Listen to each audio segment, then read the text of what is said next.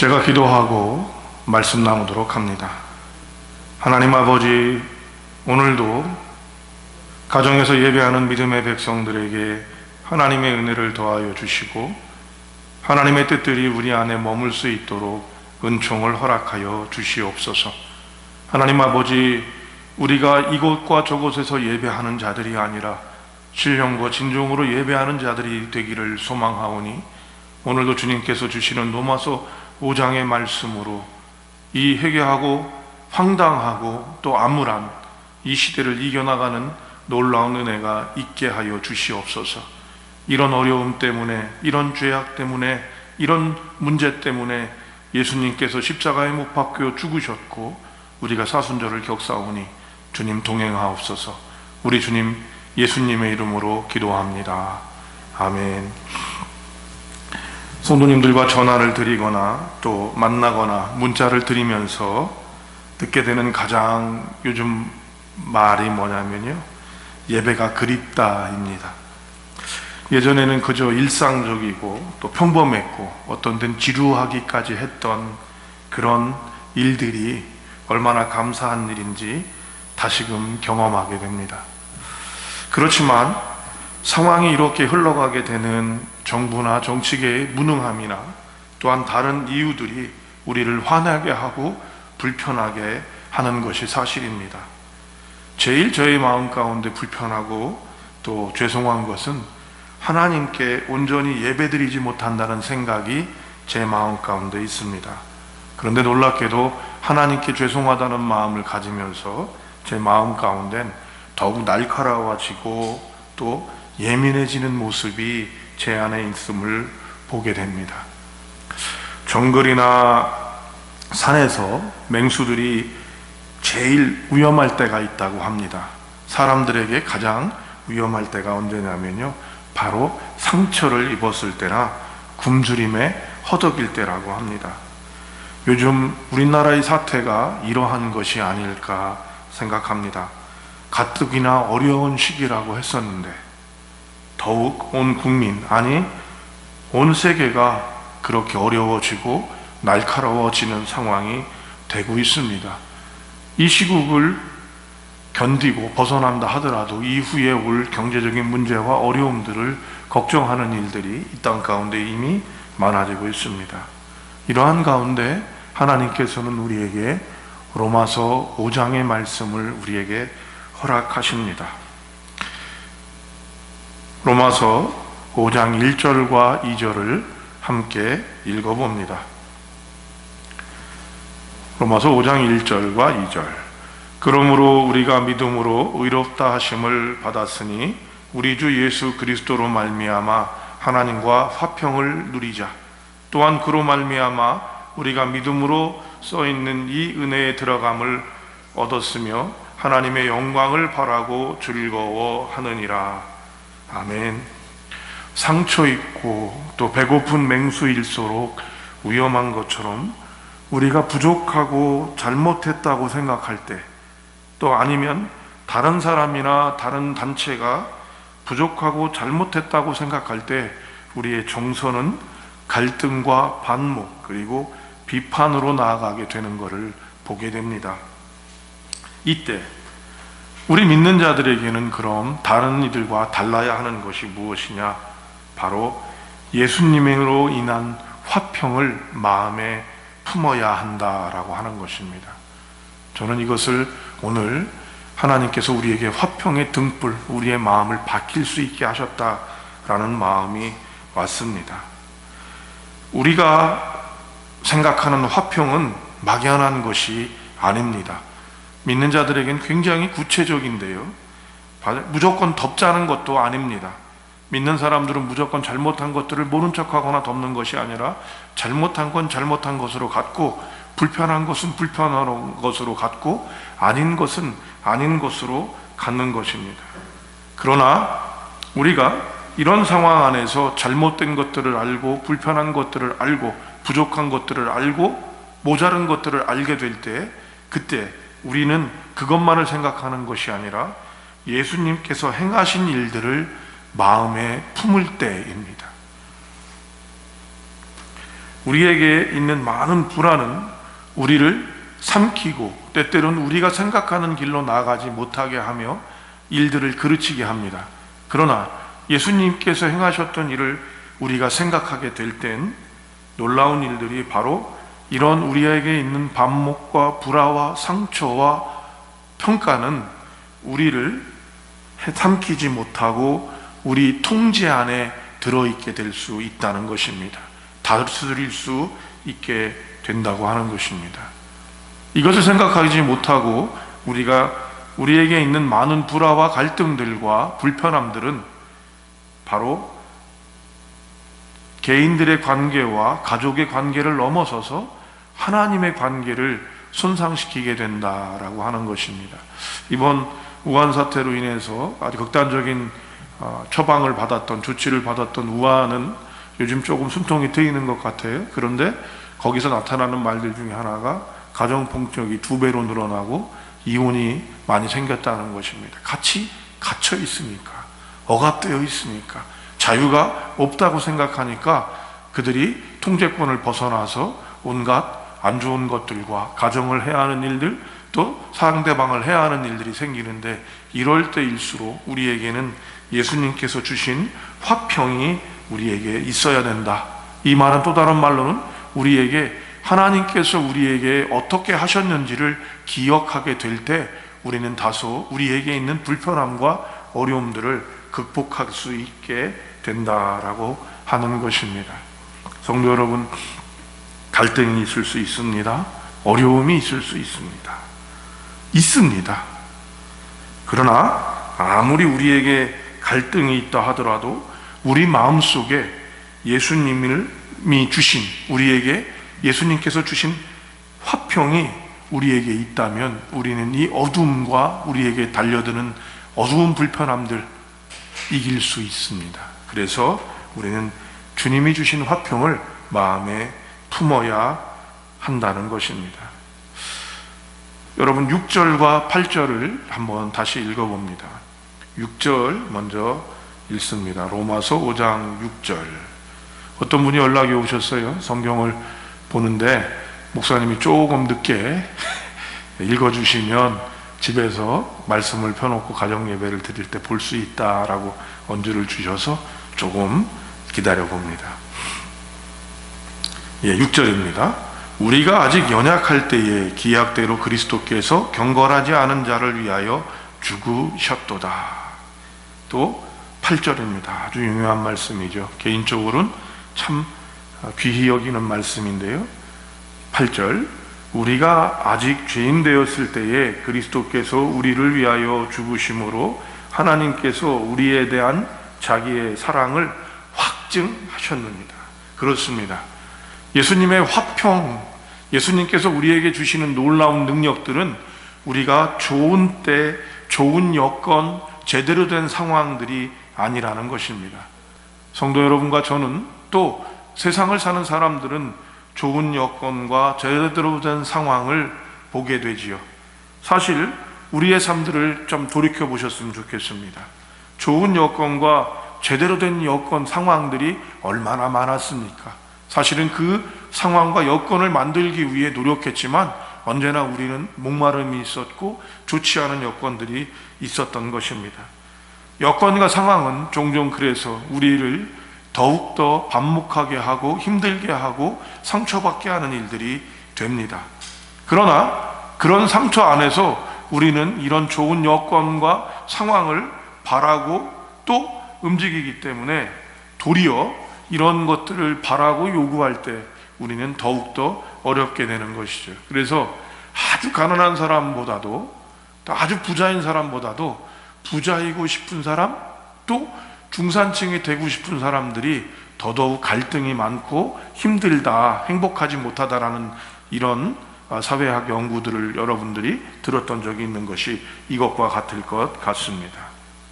여러분, 우리에게 화평의 등불이 필요할 때, 바꾸 얘기할 때 예수님께서 우리에게 행하셨던 것들과 우리의 마음들을 갖게 되는 것은 다른 때가 아닙니다. 아직 연약할 때, 6절입니다. 아직 연약할 때. 두 번째, 8절. 아직 죄인 되었을 때, 바로 우리에게 이런 어려운 상황과 힘든 상황들이 있게 될 때, 역으로 성경은 말하고 있습니다. 비로소 우리에게 예수님이 힘을 발휘하시게 된다라고 하는 것이죠. 여러분, 앞이 보이지 않을 때, 절망적일 때, 이 연약함이나 죄인 되었을 때를 그렇게도 번역할 수 있어요. 앞이 보이지 않을 때, 절망적일 때, 또 우리가 잘못했을 때, 잘못했다고 느낄 때, 그때 비로소 하나님의 화평, 예수 그리스도의 화평, 우리를 위해 죽으셨던 겁니다. 우리의 죄를 사하여 주신 것 같이 우리의 죄를 용서하여 주옵소서. 그죠? 주님께서 우리를 용서하셨기에, 주님께서 우리에게 화평을 주셨기에, 여러분, 한국 기독교 선교 역사 가운데, 한국 기독교 역사 가운데 이러한 일이 있었겠습니까? 먼 후대는 이때를 기억할 것으로 생각합니다.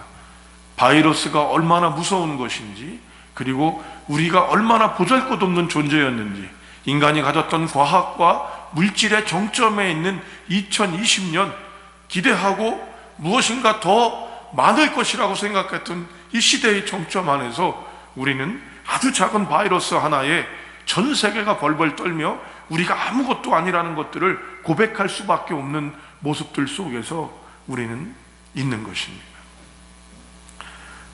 저는 예배드리지 못함에 대해서 여러 가지로 고민하다가 두 가지 말씀을 만납니다. 첫 번째는 아모스서 5장 23절, 24절입니다. 내가 내 비파 소리를 듣지 아니하며 너의 제사를 받지 않겠다. 어쩌면 주님께서는 우리에게 이 말씀을 하고 계신 것은 아닐까요? 우리는 정부가 예배를 드리지 못한다라고 얘기를 하고 있고, 또 우리는 어떤 분들은 예배를 드리고 있지만 어쩌면 하나님께서는 이런 예배의 형식을 기뻐하지 않는 건 아닐까라는 생각이 들었습니다. 두 번째로는요, 바로 요한복음 4장의 말씀이었습니다. 우물가의 수가성의 여인은 얘기합니다. 예수님, 우리가 베델에서, 우리가 단에서 예배를 드려야 할까요? 유대인들은 예루살렘에서 드려야 한다고 하는데 우리 사마리아인들은 베델과 단에서 예배해야 된다고 합니다. 이때 예수님 뭐라고 그랬습니까? 여기다 저기다가 아니라 바로 하나님은 영이시니 신령과 진정으로 예배하는 자, 그를 통해서 예배를 받으신다 하셨습니다. 이것이 여러분 예배를 드리지 않기 때문에 우리가 변명하는 것일까요? 아직도 저는 질문하고 있습니다. 그리고 저는 간절히 소망합니다. 성도님들과 함께 예배하는 것이 얼마나 기쁜 일이었는지, 그것이 얼마나 감사한 일인지 다시 한번 생각해 볼 때 우리 예수님이 진짜 필요한 때가 지금이구나. 예수님께서 우리에게 화평을 허락하시고 소망을 허락하신다는 마음을 갖습니다. 분명한 것은 이 과정을 통해서 우리 믿는 자들은 분명히 해야 할 것입니다. 제가 예배학에 대한 책들을 읽을 때 제일 마음에 왔던 글이 이것이었습니다. 우리는 예배 모임을 예배하지 않고 하나님을 예배합니다. 지금처럼 간절히 예배한 때가 있었는가? 지금도 이 설교를 하면서 아무도 없는 덩그럽게 있는 예배당 안에서 이 설교를 하면서 다른 때보다 더 간절하고 더 가득 찬 하나님의 임재를 경험하게 되는 이유는 단지 저의 만족이고 위로일까요? 저는 그렇지 않다고 생각합니다. 하나님은 살아계시고 지금도 이런 우리들을 위해 십자가에 죽으셨고, 이 일이 고난주간에 일어나고 있다는 것은 어떤 의미일까를 혼자 생각해 보기도 하기 때문이지요. 성도 여러분, 힘드시지요? 또 목마르시지요? 지금이 우리를 화평케 하신, 우리를 죄인 되었을 때에, 우리의 여건이 되지 않을 때에, 우리에게 부족한 때에 우리를 위하여 죽으셔서 내가 너를 사랑한다고 하셨던 주님의 말씀, 이 화평의 등불이 가장 필요한 때입니다.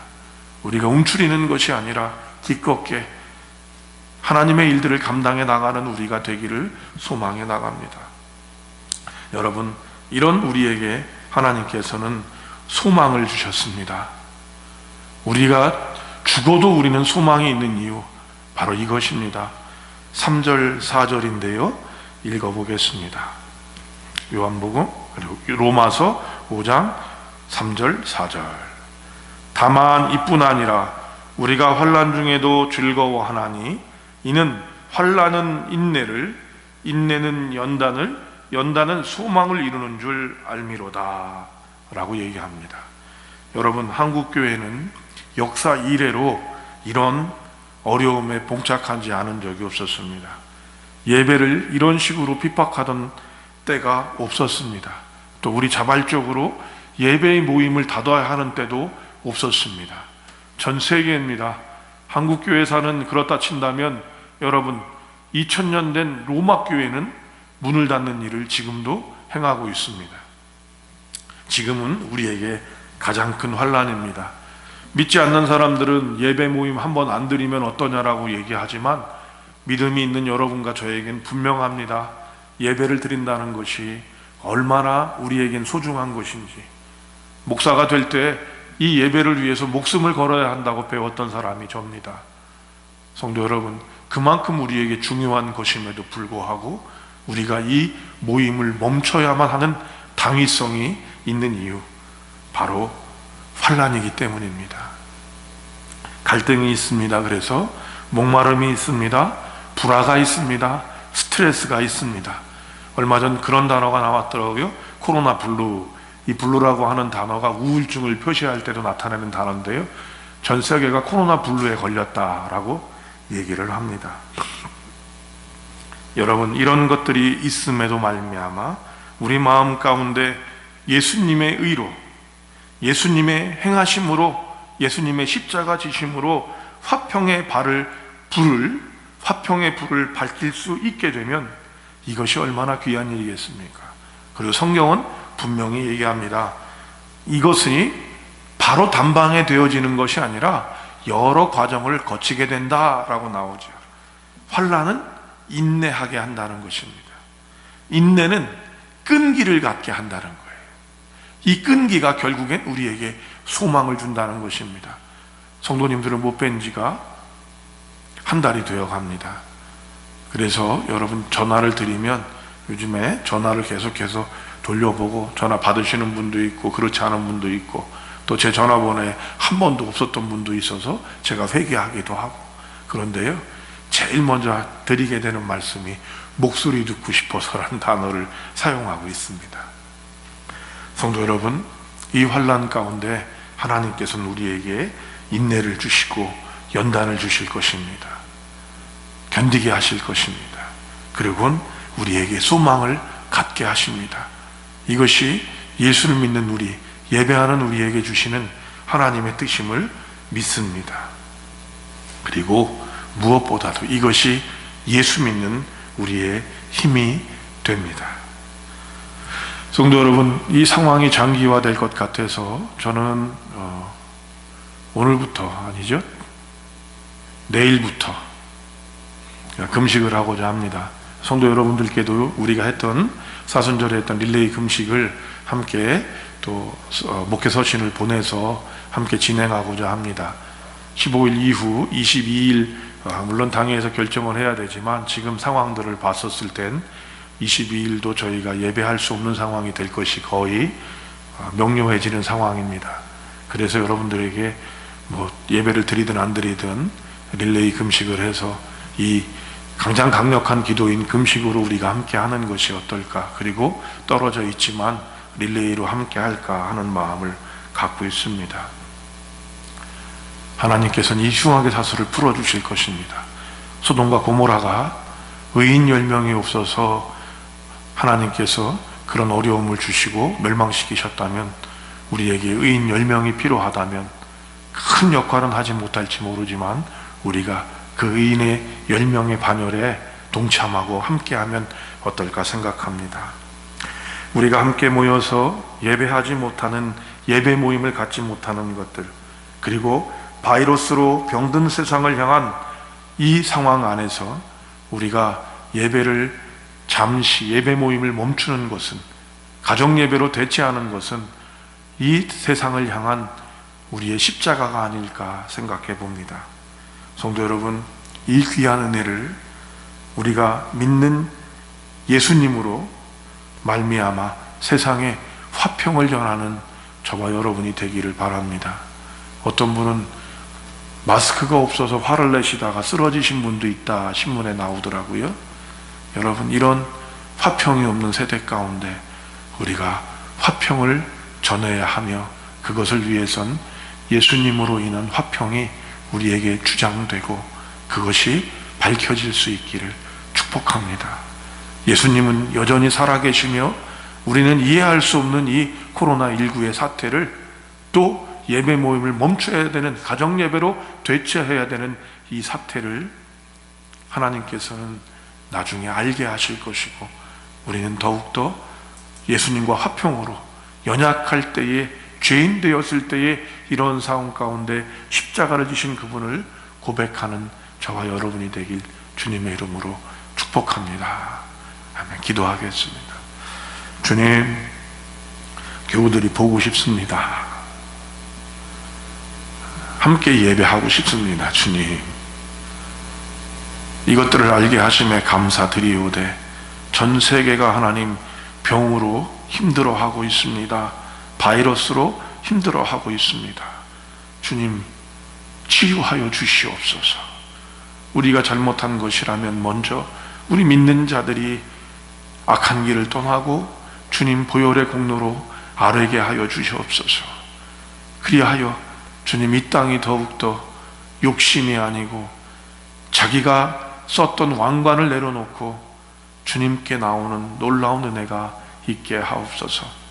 하나님, 집에 있어서 여러 가지로 어렵고 힘든 성도님들에게 가정과 또 경제 안에서 또 그 활동 안에서 하나님의 힘을 허락하여 주시옵소서. 우리 교우들을 위해서 또 기도하는 우리 목회자들 되도록 은혜를 허락하옵소서. 종과 교우들에게, 또 하나님 모두에게, 또 질병본부에 하나님의 힘을 더하여 주옵소서. 우리 주님 예수님의 이름으로 기도합니다. 아멘.